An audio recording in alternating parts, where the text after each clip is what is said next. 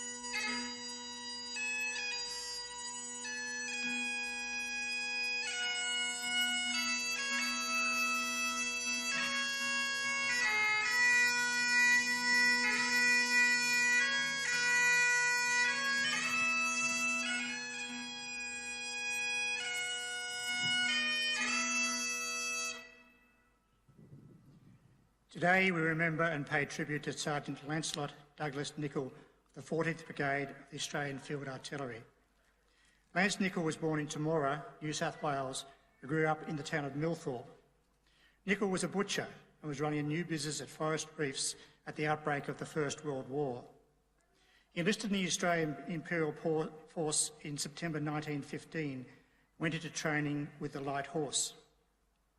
Just over a month later, he was joined by his friend Tom Vaughan, also of Millthorpe. The two were transferred to the artillery and were both promoted to corporal in camp. Nicol should have left Australia sooner, but while in Sydney he became involved in stopping a fracas in the training camp and damaged his knee, first dislocated 3 years earlier. After a last visit to his parents, he was finally ready to go. Nicol and Vaughan left Millthorpe together to the sound of "They Are Jolly Good Fellows," sung by the townspeople assembled at the local railway station to wish the two popular soldiers farewell.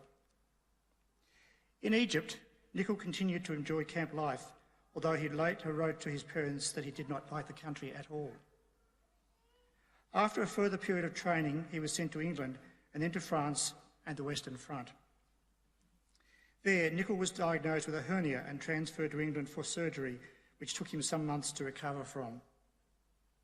He was not entirely truthful to his parents, however, writing that he had been wounded. He spent time recuperating in Weymouth and gained a staff position while waiting to hear the result of his ultimately unsuccessful application to join the Flying Corps.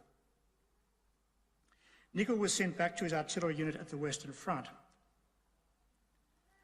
On the 24th of October 1917, he was at West Hoke Ridge in Belgium. Nicol's battery was so heavily bombarded that they had to leave their guns and take shelter in a dugout. Unfortunately for Nicol and 4 others, their dugout was the site of a direct hit by a German artillery shell. Nicol and 3 others were killed immediately, the 4th dying later of his wounds. The news of Nicol's death was met with deep gloom in Millthorpe, where he was considered one of the most popular young men. His last letter home arrived after the news of his death. His mother donated an extra honour roll board to the local Methodist church in memory of Lance. The first board had already been filled. The minister at the memorial service asked the congregation to look at the honour rolls just presented and ask themselves, are we proving worthy of these men who thought nothing of life, who gave their best? Let us live to be worthy of them, live with confidence in God. Lance Nicol's friend, Thomas Vaughan, was awarded the military medal later in the war and was repatriated to Australia in May 1919. Lance Nicol was buried at Huge Crater Cemetery in Belgium. He was 1 month short of his 25th birthday. His name is listed on the Roll of Honour on my right, along with more than 60,000 others from the First World War. There is no photograph of Nicol in the collection to display beside the pool of reflection. This is but one of the many stories of courage and sacrifice told here at the Australian War Memorial. We now remember Sergeant Lancelot Douglas Nicol and all of those Australians who have given their lives in the service of our nation.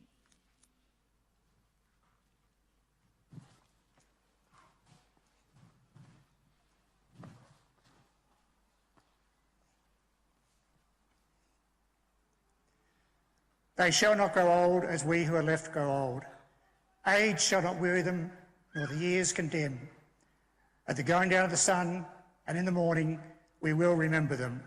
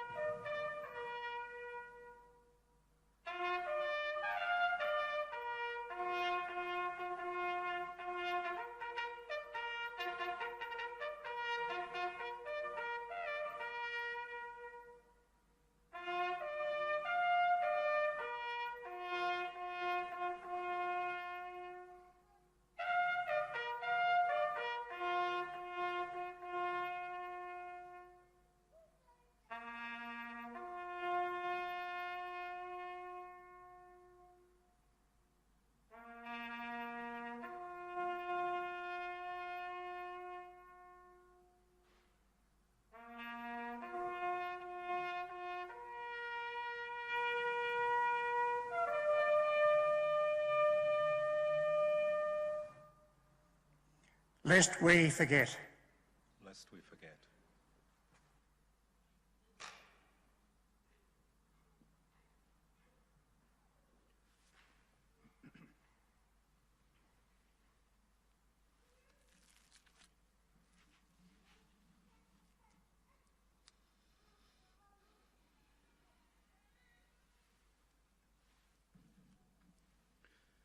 We leave you this evening with the words of the memorial's founder, Charles Bean. Many a man lying out there at Pozières or in the low scrub at Gallipoli with his poor, tired senses barely working through the fever of his brain has thought in his last moments, well, it's over. But in Australia, they will be proud of this. Ladies and gentlemen, that concludes the last post ceremony. On behalf of the staff, we wish you a very pleasant evening and thank you for visiting the Australian War Memorial.